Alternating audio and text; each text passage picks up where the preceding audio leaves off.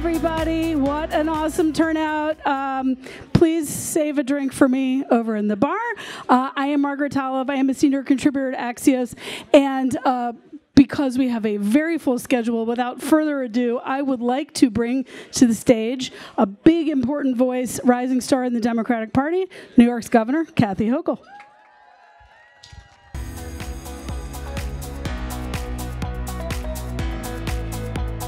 Margaret, thank you. Hi, everybody.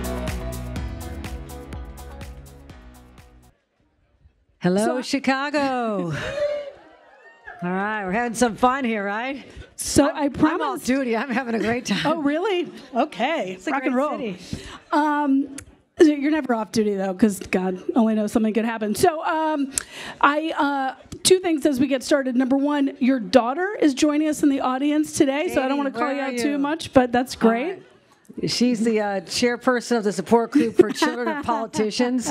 I've been elected official since she was 4 years old. Almost, 4 years old. Can you imagine doing that to a child? She better not write the book till I'm gone. Yeah, she's still standing. The other reason that we wanted to get started quickly is because you actually have a fairly important role pretty soon. What is it that you're going to be doing after you leave here and go to the convention floor? Well, it might be a secret, so I hope nobody divulges the fact that I'm about to say around 6:30 or 7 p.m., on behalf of the great state of New York, I'm going to cast 298 ballots for Kamala Harris. Just don't let anybody know that's kind of a secret. Just whisper in my ear, just between you and me. So, and one more thing, fair warning, Governor Hochul, you are an alum of Syracuse University. There are also some students here today. Go Orange, there we go. So be careful, they may try to corner you, I hope, for questions, journalism students covering the DNC here today. Let's start in the obvious place. You are New York's first female governor. Took a while. You began as lieutenant governor and unexpectedly found yourself in a role perhaps sooner than you thought you would end up, then had to do it again yourself to make it official. Do you have some wisdom for Vice President Harris from those experiences? And I also want to ask you, you have had a saying that says, I didn't come here to make history, I came to make a difference. Do you see her also adopting that approach when it comes to gender and how much to lean into that? Indeed, I do. I don't see them leaning into the theme of I'm going to be the first for the campaign. I don't think that's necessary. I mean, she has the credentials, male or female, that says she's ready for this job. So let's just get that out there right now. And I think there's a lot of people will be excited about, oh my gosh, this is the first, and little girls will know there's no more barriers. There's a whole great story around that. But don't overlook the fact that she has been a prosecutor, district attorney in a major American city. She was the attorney general for the largest state in this country. She served in the United States Senate. She served as vice president for 3.5 years. So I think that's a damn good resume, no matter whether it's a male or female. So let's not take away from her that experience. And has coming up in the same kind of role, a little bit different, but I was in local government, county government, member of Congress. Lieutenant governor prepared me to be able to step in on day one. That's what a lieutenant governor does. That's what a vice president does. You are prepared because the job requires that. So she's ready, and to see her just step into the limelight and own it like I had to do, you can't hesitate because there's always sharks swirling around you in this business, right? They smell blood, they're coming after you.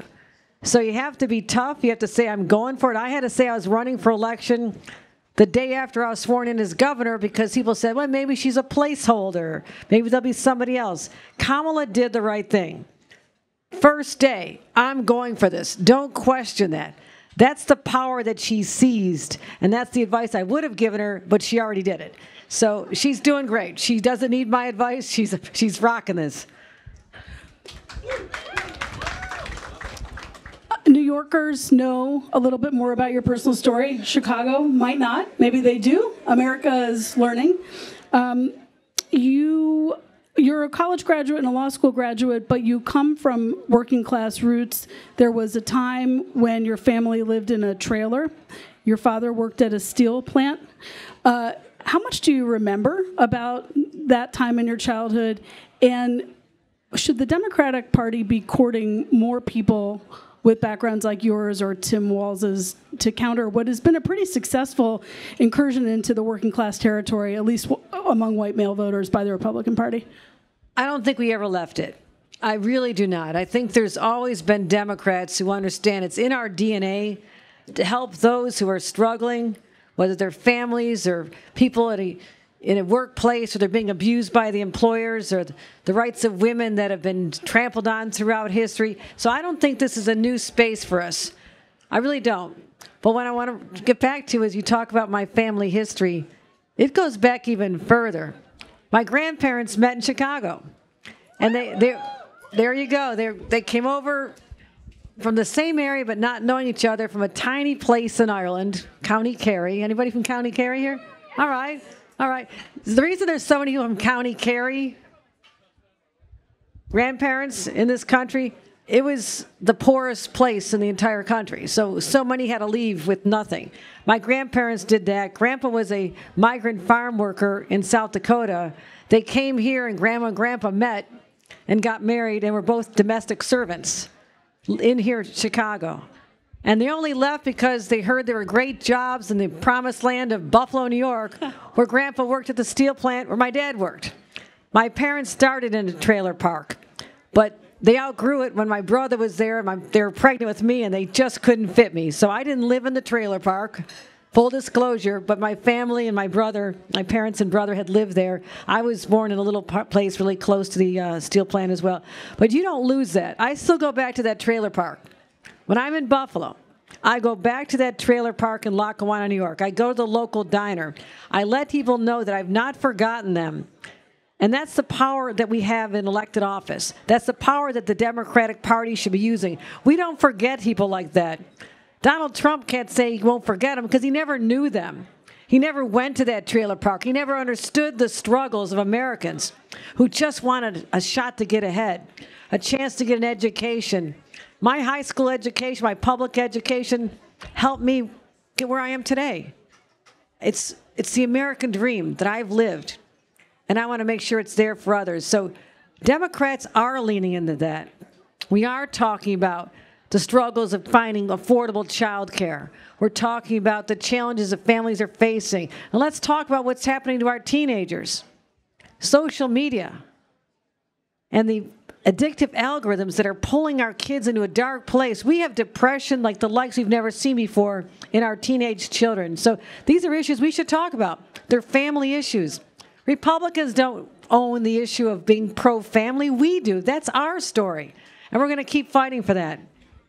You mentioned the Republicans. Did I say Republicans? Yeah, once or twice. Oh, don't get...